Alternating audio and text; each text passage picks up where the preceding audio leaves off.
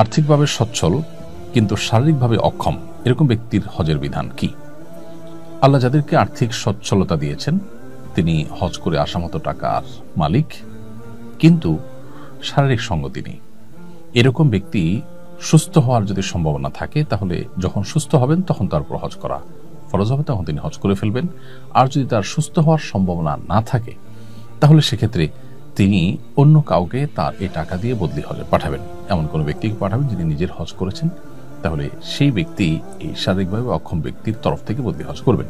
এবং একই সাথে তিনি শারীরিকভাবে সক্ষমতা এবং সামর্থ্য এটি অর্জন নাও করতে পারেন, কখনো আশঙ্কা থাকলে তিনি ওসিয়ত করবেন যে আল্লাহ না করুন আমি যদি সুস্থ হয়ে উঠতে না পারি বা সুস্থ হয়ে হজ করার সুযোগ না পাই, তাহলে আমার যে অর্থ রেখে যাচ্ছে এটা দিয়ে যেন আমার তরফ থেকে বদলি হজের ব্যবস্থা করা হয়। ইনশাআল্লাহ এতে তিনি দায়মুক্ত হবেন এবং তার ফরজ আদায় পেয়ে যাবেন।